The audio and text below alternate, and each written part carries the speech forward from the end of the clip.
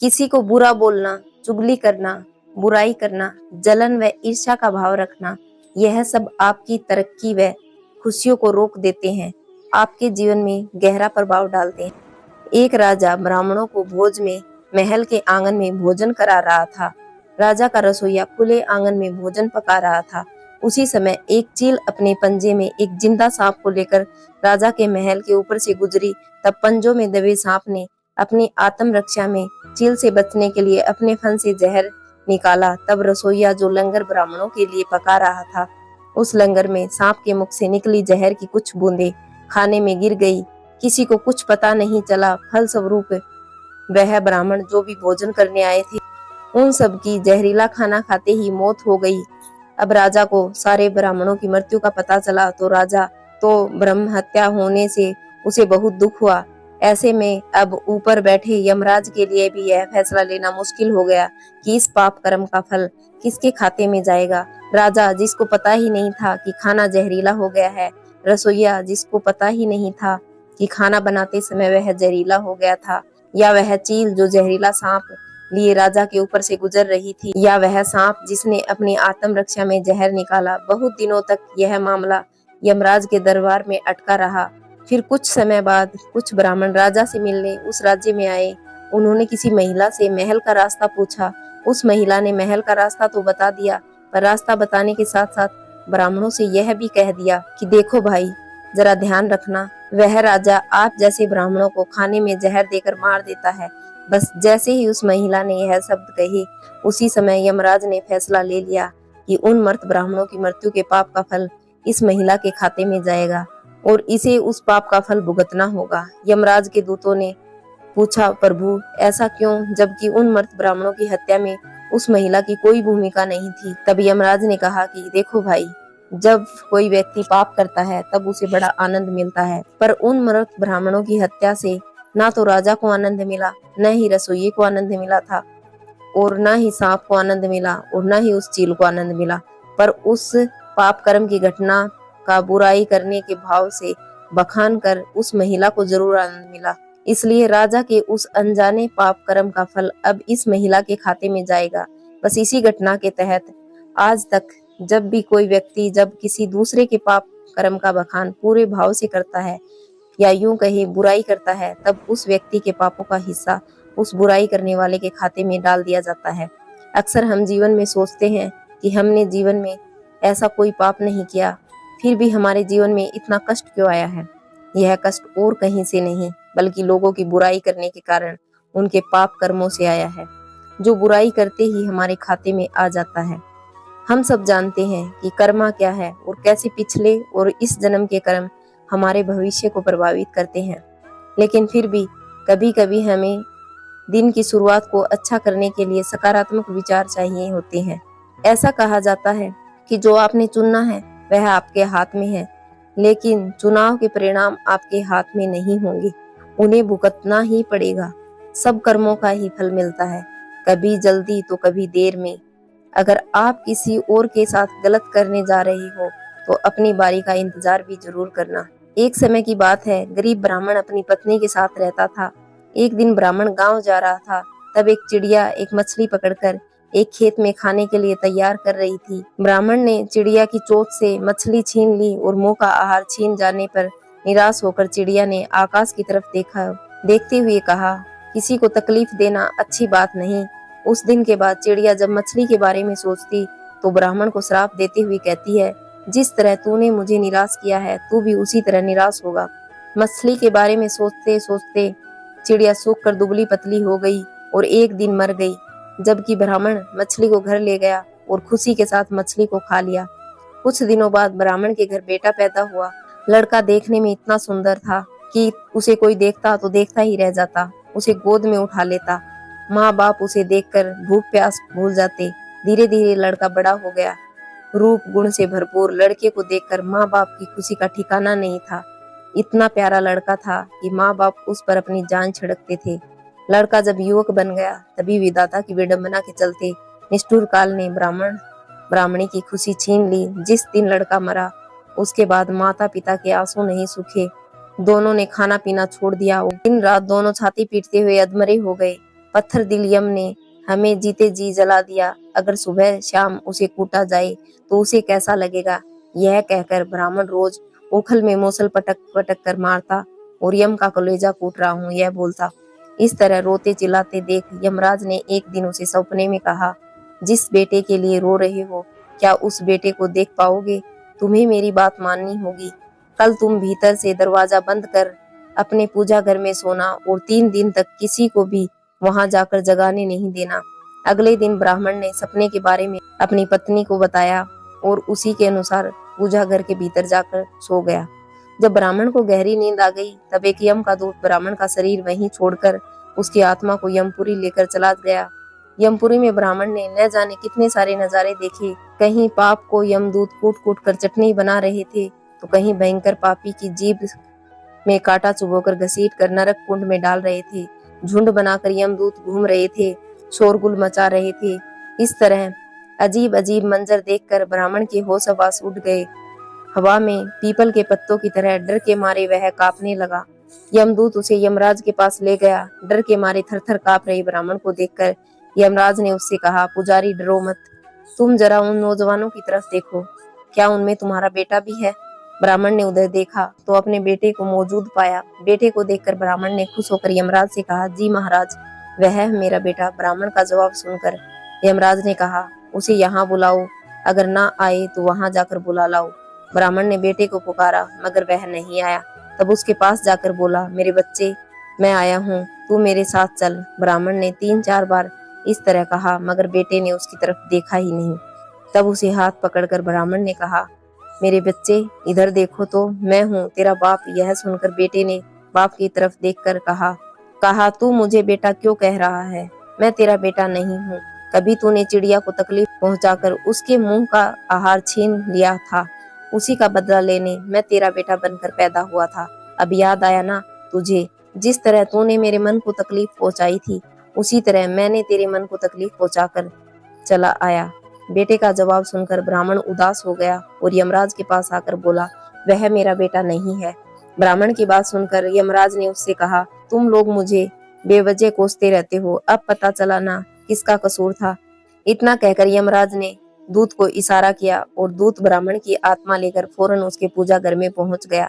ब्राह्मण के शरीर में उसकी आत्मा डालकर यमदूत चला जाता है। जागते ही ब्राह्मण ने अपनी पत्नी को सपने का सारा हाल बता दिया और उसके बाद ब्राह्मण ने अपने बेटे के याद में आंसू बहाना बंद कर दिया। कर्म एक ऐसा ढाबा है जहां हमें ऑन ऑर्डर करने की जरूरत नहीं है। हमने जो पकाया होता है हमें वही मिलता है। कर्म आखिरकार सामने आता है, जैसा बोओगे वैसा ही काटोगे, जल्दी ही या बाद में। ब्रह्मांड आपको वही परोस देगा जिसके आप हकदार हैं। कर्म ही व्यक्ति की पहचान का मुख्य आधार होता है। आपके कर्म आपके चरित्र को प्रलेखित करते हैं। जीवन में सफलता प्राप्त करने के लिए हमें हमेशा सकारात्मक कर्म करने चाहिए, क्योंकि कर्म ही हमारे भविष्य को निर्धारित करते हैं। निश्चित रूप से यहाँ कर्म का सिद्धांत होता है, जो कुछ भी हम दूसरों के प्रति करते हैं वही हमें भविष्य में मिलता है। धर्म और कर्म 2 पहियों की तरह है जो हमें जीवन के सही पथ पर चलाने में मदद करते हैं। इन दोनों के बिना हम अपने सच्चे उद्देश्य को प्राप्त नहीं कर सकते। एक व्यक्ति के कर्म उसके विचारों, भावनाओं, इच्छाओं का प्रतिबिंब होते हैं। यदि हम अपनी सोच और कर्म को सकारात्मक बनाते हैं तो हमारा भविष्य स्वतः रोशन हो जाता है। नागपुर के पास एक गांव था। उस गांव में 2 कुत्ते रहते थे। दोनों कुत्ते आपस में गहरे मित्र थे, साथ साथ रहते, साथ साथ सोते। उनमें से एक कुत्ता नीला था, उसका नाम नीलू था। दूसरा कुत्ता लाल था, उसका नाम लालू था। एक दिन दोनों कुत्तों ने तीर्थ यात्रा करने की सोची, किंतु वे रास्ता नहीं जानते थे। दोनों ने निश्चय किया कि यात्रा आरंभ तो करें, रास्ता तो अपने आप निकल आएगा। एक दिन वह दोनों एक साथ तीर्थ यात्रा पर चल दिए। चलते चलते रात हो गई। वह दोनों पेड़ के नीचे सो गए। थके होने के कारण उन्हें नींद आ गई। सुबह होने पर फिर अपनी यात्रा पर चल पड़े। एक गांव के पास पहुंचने पर उन्हें भूख लग गई। वहां उन्हें कुछ चूहे दिखाई दिए।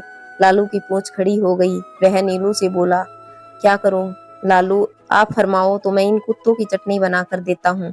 तब नीलू यह कहते हुए मना कर देता कि हम तीर्थ यात्रा पर निकले हैं और तीर्थ यात्रा में किसी की हत्या करना पाप होता है, तो आप कोई दूसरा उपाय खोजो जिसमें कोई जीव की हत्या ना हो, हमें मांस भी ना खाना पड़े। दोनों कुत्ते एक दोराहे पर रुक गए और वहां एक मंदिर था। कुछ देर सोचने के पश्चात दोनों ने फैसला किया, अलग अलग दिशा की ओर चलना चाहिए, जिसको जो मिलेगा वो खा लेंगे। एक साथ चलते तो दोनों में से किसी का भी पेट नहीं भरेगा। दोनों कुत्ते अलग अलग दिशा में चल पड़े। चलने से पहले उन्होंने तय कर लिया कि वे वापस आकर इसी स्थान पर मिलेंगे। लालू कुत्ता चलते चलते एक गांव में पहुंचा। गांव में एक ब्राह्मण रहता था। वह पूजा पाठ करके भोजन करने ही जा रहा था। उसकी पत्नी ने उसके लिए थाल सजा कर रखा था। ब्राह्मण ने भोजन को भोग लगाया ही था कि लालू कुत्ते ने झट से उसकी थाली में से मुंह डाल दिया तथा उसकी एक पूरी उठाकर भागा। ब्राह्मण ने हरे राम कहा तथा हाथ धोकर उठ गया। उसने अपनी पत्नी से कहा, बेचारे यह कुत्ते भी भूखे हैं, सो आप यह थाली इन्हें ही खिला दीजिए। ब्राह्मण की पत्नी गुस्से से बोली, आप यह क्या कह रहे हैं? इस कुत्ते को यह थाली, इसमें कितने अच्छे अच्छे पकवान हैं, खीर, पूरी, 2 तरह की सब्जी, अचार, दही। ब्राह्मण दया भाव से बोला, तुम ठीक कहती हो, पर यह भी तो भूखे हैं, तो यह थाली इन्हें ही दे दे। सोच लो कि इनके ही भाग्य में लिखी थी। इसके पश्चात ब्राह्मण ने लालू कुत्ते को खूब पेट भरकर भोजन कराया। लालू ने उसे खूब दुआएं दी।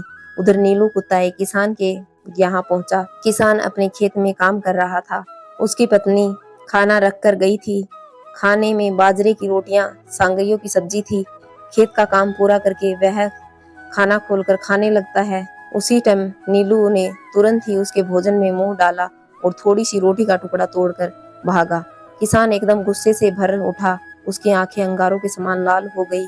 उसने अपनी लाठी उठाई और गाली देते हुए उसने लाठी से इतनी जोर से वार किया कि कुत्ते की कमर टूट गई।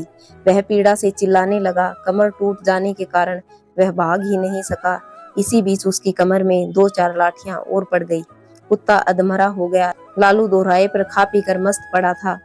वह आंखें फाड़ फाड़ कर अपने साथी की प्रतीक्षा कर रहा था। उसका साथी उसे कहीं भी नजर नहीं आ रहा था। लाचार तथा उदास होकर वह दोराहे पर बैठ गया। थोड़ी देर बाद उसे नीलू नजर आया। वह लपक कर उसकी ओर दौड़ा। उसकी टूटी हुई कमर देखकर वह बहुत दुखी हुआ। पूछने लगा, भाई तुम्हारी यह हालत किसने की है? कौन निष्ठुर पापी जिसने रोटी के पीछे तुम्हारी कमर ही तोड़ डाली? नीलू की आंखें भर आई। उसने पीड़ा से कर्राते हुए सारी कथा सुनाई। कथा सुनकर वह क्रोध तथा दुख में डूबकर बोला, मैं उससे अपना बदला जरूर लूंगा। उस किसान को बताऊंगा कि खुद की कमर किस प्रकार टूटती है। लालू भी कृतज्ञ होकर बोला, मुझे भी उस ब्राह्मण का कर्ज चुकाना है। उसने मुझ पर कितनी कृपा की है। मेरा रोम रोम उसे आशीष देता है। इस प्रकार बातचीत करते हुए दोनों कुत्तों ने अंत में यह निश्चय किया कि उन्हें प्राण त्याग देने चाहिए तथा प्राण त्यागने के पश्चात उनके घर में जन्म लेना चाहिए। इत्तेफाक से ना तो किसान के कोई पुत्र था और ना ही ब्राह्मण के। दोनों कुत्तों ने मंदिर के आगे जाकर अपने प्राण त्याग दिए। एक ही पल में दोनों की मृत्यु हो गई। नीलू ने किसान के घर जन्म लिया। किसान बहुत प्रसन्न हुआ, किंतु उसकी खुशी अगले ही पल विलुप्त हो गई। घर में इस पुत्र के पैदा होते ही उसका बैल मर गया। उसकी पत्नी अस्वस्थ रहने लगी। पहले जन्मदिन पर ही किसान के हरे भरे खेत को जानवर खा गए। उधर ब्राह्मण के घर भी बेटा पैदा हुआ। पुत्र उत्पन्न होते ही राज दरबार में ब्राह्मण की पदवी ऊंची हो गई। ब्राह्मण ने राजा को एक युद्ध में जीत की बात बताई। राजा युद्ध जीत गया। इससे प्रसन्न होकर राजा ने ब्राह्मण को राज पंडित नियुक्त कर दिया। उसे एक महल तथा अपार धन भेंट किया। जैसे जैसे ब्राह्मण का बेटा बड़ा होता गया, वैसे वैसे वह भी बाप के समान तेजस्वी निकलता गया। उसने छोटी उम्र में सारे शास्त्रों का अध्ययन कर लिया। वह बड़े बड़े पंडितों को शास्त्रों में हरा देता था। उसके बेटे ने ब्राह्मण की कृति पर 4 चांद लगा दिए। किसान का बेटा बदमाश निकला। वह बात बात पर अपने बाप को डांटता था, उसे गालियां बकता था, जुआ खेलकर बच्चे कुचे धन को उड़ाने लगा था। वह सब देखकर किसान बहुत दुखी हुआ। अंत में उसने सोचा कि इसको सुधारने का कोई उपाय करना चाहिए। इस तरह विचार करते हुए वह एक बुद्धिमान व्यक्ति के पास पहुंचा। उसने उसके सामने अपनी समस्या रखी। बुद्धिमान व्यक्ति बोला, तुम इसकी शादी कर दो। शादी की नकेल अच्छे अच्छों को सीधा कर देती है। किसान ने तुरंत अपने लड़के की शादी करने की सोची। वह लड़की की खोज करने लगा। ब्राह्मण का विचार भी अपने बेटे की शादी करने का हुआ। एक सुकन्या से उसका विवाह हो गया। उसके बेटे की पत्नी भी सुशिक्षित थी। उसने आते ही घर को स्वर्ग बना दिया। किसान ने भी अपने पुत्र का विवाह कर दिया। शादी के अगले दिन ही उसका बेटा अचानक चल बसा। उसके बेटे की बहू ने आकर कहा तो वह अचेत हो गया। होश में आते ही वह दीवार से सिर मार मार कर रोने लगा और चिल्लाने लगा, हाय मेरा बेटा मेरी कमर तोड़कर चला गया। ब्राह्मण का बेटा उसी गांव में कथा कह रहा था, इस संसार में जो जैसा कर्म करता है उसे वैसा ही फल मिलता है। किसी भी व्यक्ति को दो रंगों में कर्म फल मिलता है। बीते हुए अच्छे कर्म आज आपकी रोती हुई आंखों से भले ही पानी बन बहते हों, पर यह आपके कर्म ही हैं जिन्होंने उन बहते हुए पानी को पूछने के लिए आपको हिम्मत दी है। उस परिवेश से निकलने का हौसला बीते हुए बुरे कर्म आज आपकी हंसती हुई आंखों में भले ही चमक बन चमकते हों, पर यह आपके कर्म ही हैं जो भविष्य में आपकी हिम्मत और हौसलों के आधार को आधारहीन करेंगे और पुनः आप खुद को उसी स्थिति में पाएंगे जहां से वह चमक आपने चुराई थी। एक आदमी बहुत बूढ़ा होने की वजह से कोई काम नहीं कर पाता था। ना जाने किन कर्मों की वजह से आज उसका यह हाल था कि वह रोज घर घर जाकर भीख मांगकर गुजारा करने पर मजबूर था। वह भिखारी रोज एक दरवाजे पर जाता और भीख के लिए आवाज लगाता और जब घर का मालिक बाहर आता तो उसे गालियां और ताने देता। वह बोलता, मर जाओ, काम क्यों नहीं करते, जीवन भर भीख मांगते रहोगे। हमने क्या यहाँ पैसों का पेड़ लगा रखा है या खैरात बट रही है जो रोज मुंह उठाए चले आते हो। कभी कभी गुस्से में उसे धकेल भी देता था, पर वह भिखारी बस इतना ही कहता, ईश्वर तुम्हारे पापों को क्षमा करे। एक दिन सेठ बड़े गुस्से में था, शायद व्यापार में घाटा हुआ था। वह भिखारी उसी वक्त भीख मांगने आ गया। सेठ ने आव देखा न ताव देखा, सीधा उसे पत्थर दे मारा। भिखारी के सर से खून बहने लगा, फिर भी उसने सेठ से कहा, ईश्वर तुम्हारे पापों को क्षमा करे, और वहां से जाने लगा। सेठ का थोड़ा गुस्सा कम हुआ तो वह सोचने लगा, मैंने उसे पत्थर से भी मारा पर उसने बस मुझे दुआ ही दी। इसके पीछे क्या रहस्य है? जरूर इसके जीवन में कुछ ऐसी घटना घटी होगी जो मुझे जानने पड़ेगी। इतना सोच सेठ भिखारी के पीछे चलने लगा। भिखारी जहाँ भी जाता सेठ उसके पीछे जाता। कोई उस भिखारी को भीख देता तो कोई उसे मारता, जलील करता, गालियां देता, पर भिखारी इतना ही कहता, ईश्वर तुम्हारे पापों को क्षमा करे। अब अंधेरा हो चला था। भिखारी अपने घर लौट रहा था। सेठ भी उसके पीछे पीछे। भिखारी जैसे ही अपने घर लौटा, एक टूटी फूटी खाट पे एक बुढ़िया सोई हुई थी जो भिखारी की पत्नी थी। जैसे ही उसने अपने पति को देखा, उठ खड़ी हुई और भीख का कटोरा देखने लगी। उस भीख के कटोरे में मात्र एक आधी रोटी थी, वह भी बासी थी। उसे देखते ही बुढ़िया बोली, बस इतना ही और कुछ नहीं? और यह आपका सर कहाँ फूट गया? भिखारी बोला, हाँ बस इतना ही। किसी ने कुछ नहीं दिया, सबने गालियां दी, पत्थर मारे, इसलिए यह सर फूट गया। भिखारी ने फिर कहा, सब अपने ही पापों का परिणाम है। याद है ना तुम्हें, कुछ वर्षों पहले हम कितने रईस हुआ करते थे, क्या नहीं था हमारे पास, हमने कभी दान नहीं किया। याद है तुम्हें? वह अंधा भिखारी। बुढ़िया की आंखों में आंसू आ गए और उसने कहा, हाँ, कैसे हम उस अंधे भिखारी का मजाक उड़ाते थे, कैसे उसे रोटियों की जगह खाली कागज रख देते थे, कैसे हम उसे जलील करते थे, कैसे हम उसे कभी कभी मार कर धकेल देते थे। अब बुढ़िया ने कहा, हाँ सब याद है मुझे, कैसे मैंने भी उसे राह नहीं दिखाई थी और घर के बने नाले में गिरा दिया था। जब भी वहां रोटियां मांगता मैंने बस उसे गालियां दी, एक बार तो उसका कटोरा तक फेंक दिया। और वह अंधा भिखारी हमेशा कहता था, तुम्हारे पापों का हिसाब ईश्वर करेंगे। मैं नहीं, आज उस भिखारी की बद्दुआ और हाय हमें ले डूबी है। फिर भिखारी ने कहा, पर मैं किसी को बद्दुआ नहीं देता, चाहे मेरे साथ कितनी भी जाति क्यों ना हो जाए, मेरी जुबान पर हमेशा दुआ ही रहती है। अब मैं नहीं चाहता कि कोई और इतने बुरे दिन देखे। मेरे साथ अन्याय करने वालों को मैं दुआ देता हूँ, क्योंकि उनको मालूम ही नहीं वह क्या पाप कर रहे हैं जो सीधा ईश्वर देख रहा है। जैसे हमने भुगती है कोई और ना भुगते, इसलिए मेरे दिल से बस अपना हाल देखा हुआ ही निकलता है। सेठ चुपके चुपके सब सुन रहा था। अब सारी बात समझ आ गई थी। बूढ़े बुढ़िया ने आधी रोटी को मिलकर खा लिया और प्रभु की महिमा बोलकर सो गई। अगले दिन वहां भिखारी भीख मांगने सेठ के घर गया। सेठ ने पहले से ही रोटियां निकाल कर रखी थी, उसने भिखारी को दे दी और हल्की सी मुस्कान भरे स्वर में कहा, माफ करना बाबा, गलती हो गई। भिखारी ने कहा, ईश्वर तुम्हारा भला करे, और वह वहां से चला गया। सेठ को एक बात समझ आ गई थी कि इंसान तो बस दुआ और बद्दुआ देते हैं, पर पूरी तो वह ईश्वर करता है, वह भी कर्मों के हिसाब से। तो दोस्तों, देखा आपने कि कैसे हमारे कर्म ही किस तरह की जिंदगी जीने पर मजबूर कर देते हैं। इसलिए जीवन में हमेशा अच्छे कर्म करो, कभी किसी का बुरा मत करो।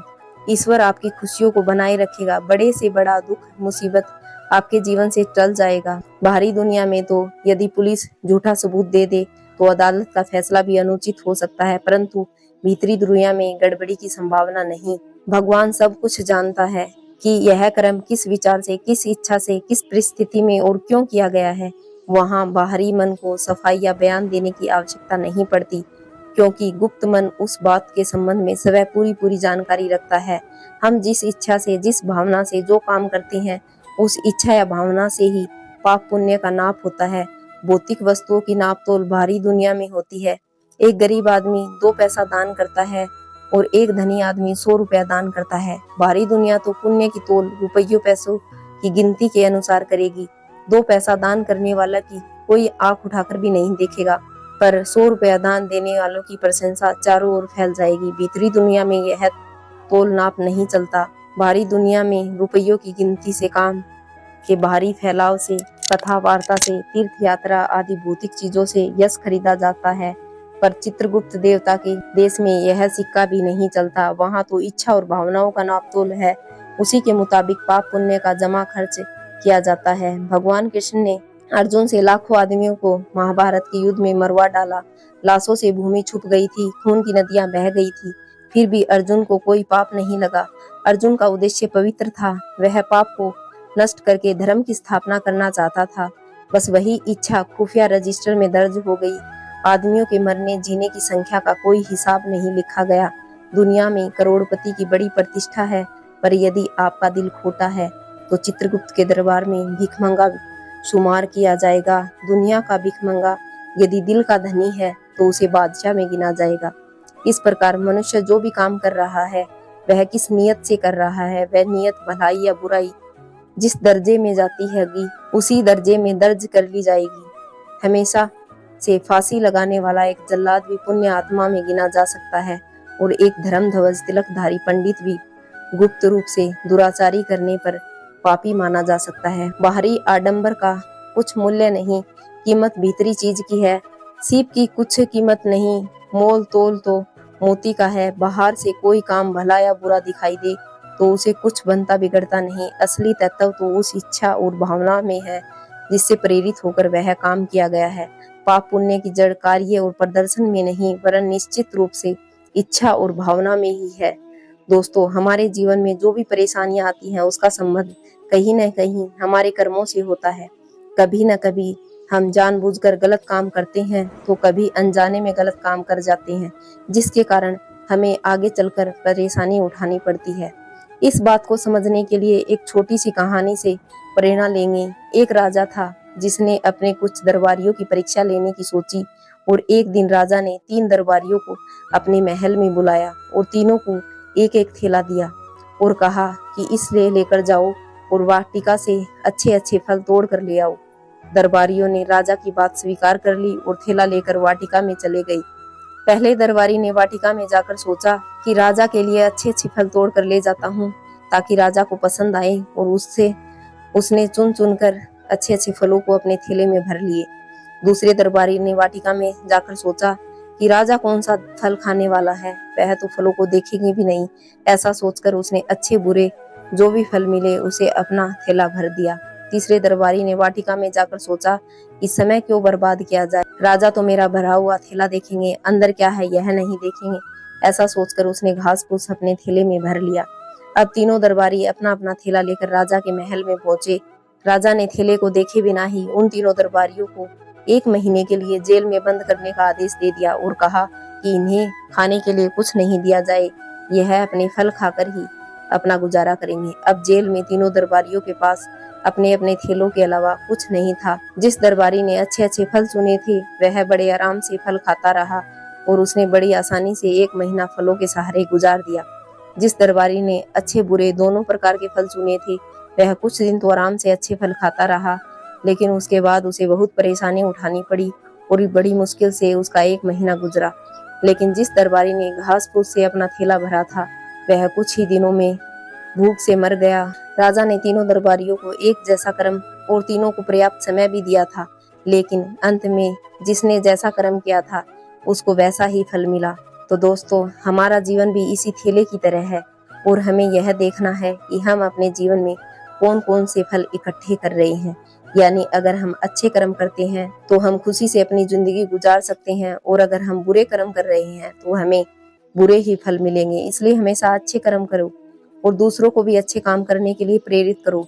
हकीकत में कर्म क्या है? क्या इंसान के कर्मों के अनुसार ही उसका फल आता है? जैसी करनी वैसी भरनी, इस कहावत से आप वाकिफ होंगे। लेकिन क्या सचमुच ऐसा है, या इसके पीछे कुछ और रहस्य छिपा है? कर्म से संबंधित लोगों के मन में ऐसे अनगिनत सवाल उठते हैं जिनके जवाब कभी मिलते हैं, कभी नहीं मिलते, या संतुष्टि नहीं होती। कर्म के बारे में यदि सरल भाषा में ज्ञान मिले तो हर एक अपने कर्म को योग्य दिशा देकर उससे उत्तम फल प्राप्त कर सकता है। आइए अब इस विषय पर गहराई से बात करते हैं। इंसान के जीवन में जो अनेकों कृपा होती है, उनमें से अहम कृपा मनुष्य का जन्म मिलना। मनुष्य जीवन ऐसा करिश्मा है जहाँ पर ईश्वरीय कृपा हो। इस ईश्वर के खेल की, लीलाओं की, यहाँ तक कि खुद ईश्वर की होने की अनुभूति उसे मिल सकती है। अनंत संभावनाओं से भरे पूरे इस जीवन में ईश्वर की राह पर चलने की वजह इंसान भाग्य, नसीब, कर्म रेखा जैसी बातों में अटक जाता है, जिससे वह असल कर्म क्या है और उसका फल किस तरह से आता है, इस महत्वपूर्ण बातों को समझ भी नहीं पाता। एक बार आप कर्म और अपने फल के बारे में सच्चाई जान जाएंगे तो उसके बाद आपका हर कर्म अच्छा ही होगा और उसका फल भी अच्छा ही मिलेगा। कई लोगों की धारणा होती है कि प्रत्यक्ष में तो कुछ किया तभी कर्म हुआ। कर्म के बारे में क्रिया करने के तौर पर ही सोचा जाता है, लेकिन ऐसा नहीं है। कर्म तो लगातार होते ही रहते हैं। बिना कर्म के कोई रह नहीं सकता, चाहे आप कर्म कर रही हो अथवा ना कर रही हो। आप कर्म ना करके कर्म ना करने का कर्म कर रहे होते हो, जिससे फल तो आने वाला ही है। मानो किसी ने ऐसा सोच लिया, मैंने पूरी जिंदगी कुछ भी नहीं किया, ना अच्छा किया ना बुरा किया, इसलिए मुझे ना नरक मिलेगा ना ही स्वर्ग। तो ऐसा नहीं होता।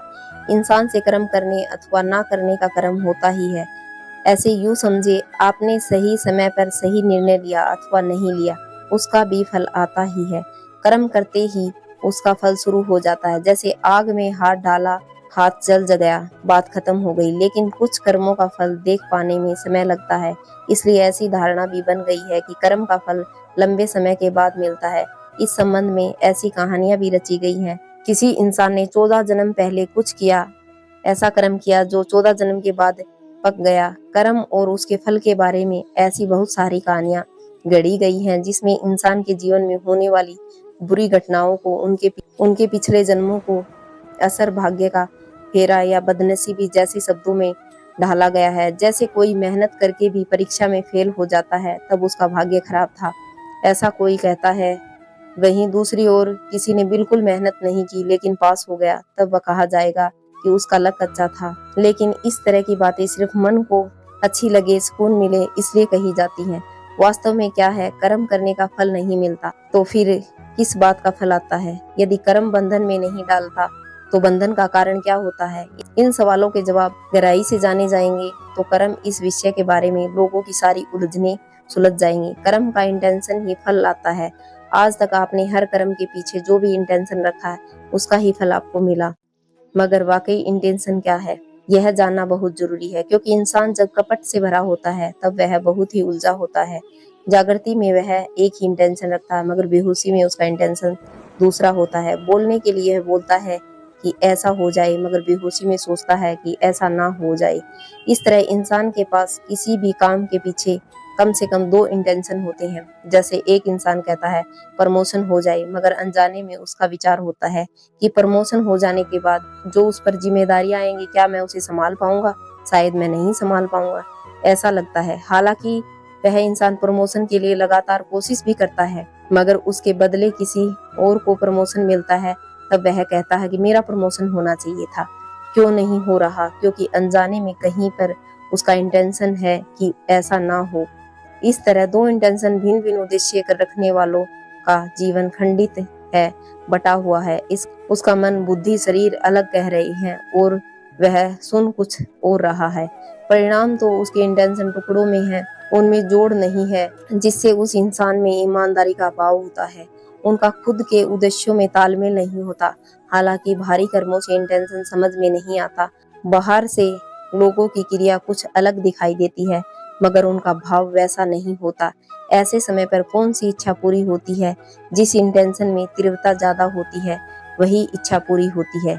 इसलिए इंटेंशन साफ और सटीक होना चाहिए। वाकई में हम यही सोचते हैं या अंदर कुछ और चल रहा है, यह जानना बहुत जरूरी है। हमेशा एक ही इंटेंशन रखें। आपका इंटेंशन सचमुच में क्या है, यह जानने के लिए आपको सजग होकर देखना होगा कि जो वाणी कह रही है वही आपकी क्रिया है। क्या जो आपकी क्रिया है वही आपका विचार है? क्या जो आपके विचार है वही आपके भाव हैं? और जो आपके भाव हैं वही वाणी से निकल रहा है? क्या इस तरह भाव, विचार, वाणी, क्रिया, इन चारों सतहों पर आपका इंटेंशन एक ही होगा, तब उसके फल से आपको आनंद ही मिलेगा। इसलिए बार बार सजग होकर अपने इंटेंशन पर काम करते रहें ताकि आप एक ही दिशा में एक ही इंटेंशन पर कायम हो सके। आपको वीडियो पसंद आई हो तो एक लाइक और चैनल को सब्सक्राइब जरूर करें। धन्यवाद।